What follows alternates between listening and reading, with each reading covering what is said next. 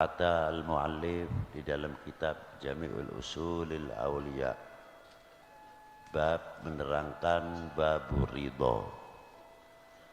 Bab ridho itu dibagi 3 bagian.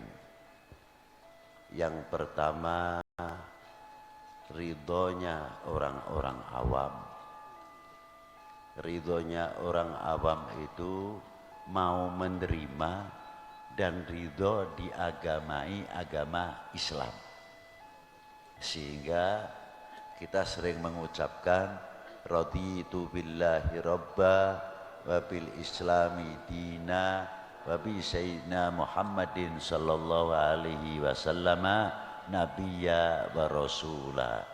Kami sepakat atau tidak bahwa kami ridho diagamai agama ridho tidak?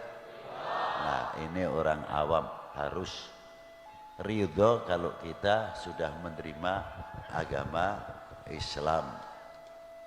Itu makomah ridhonya orang awam.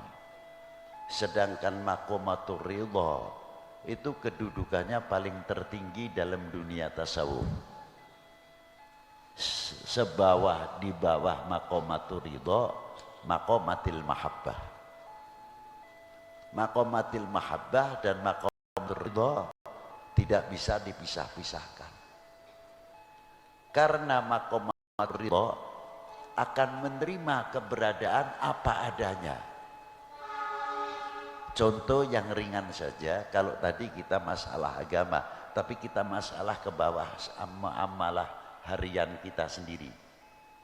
Kalau orang belajar ridho dalam rumah tangga itu biasa. Rezeki itu tidak semuanya sama. Rezeki itu pasang surut. Ketika rezeki banyak, alhamdulillah mungkin bisa nambah lauk pauk. Tapi bila mana pas-pasan, ada ikan, ada tempe saja, sudah alhamdulillah.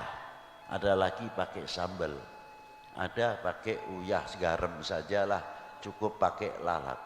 Kalau makomatur ridho itu mewarnai, kita tidak akan kecewa atau kita menggerutu. Ini kok tidak ada lauk pauknya. Justru kalian kepada Allah, ini rezeki dari Allah Subhanahu wa ta'ala, dan akan menghormati kepada yang memberikan rezeki, walaupun toh itu bentuknya ikan asin atau sambal atau lalap-lalaban. Menghormati kepada si pemberinya. Karena apa? Makomatur ridho.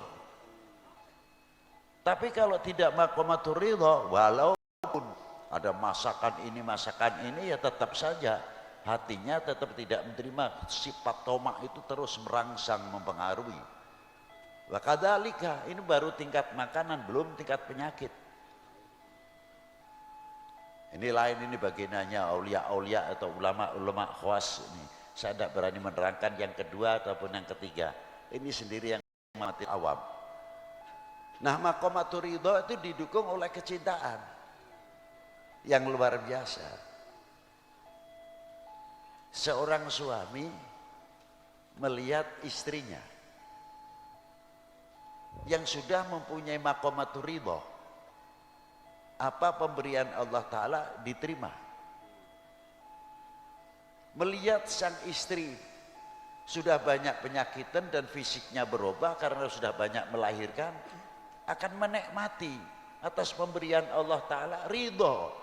Hatinya itu ridho melihat istri yang demikian. Sebaliknya, si istri pun akan ridho melihat suaminya yang mana tadinya kuat mencari nafkah dan sebagainya, karena fisiknya sudah mulai menurun, ya maklum saja. Untuk benteng-benteng supaya hati itu tidak masukkan syayatin, lebih-lebih nafsu, bentengnya adalah mahabbah dan ridho. Luar biasa.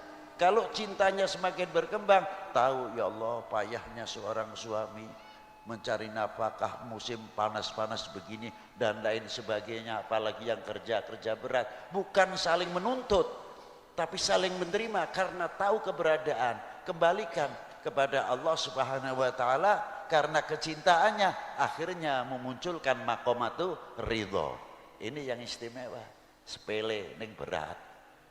katone omongane gampang enteng ning abot sanggane itulah.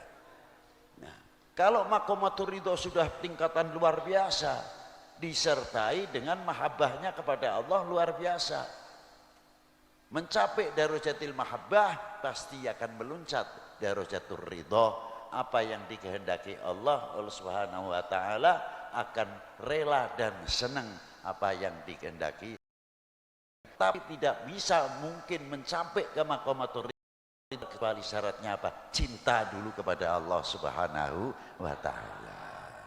Kalau kita sudah belajar cinta kepada Allah Subhanahu wa taala, apa yang diberikan oleh Allah taala kita senang, kita bahagia.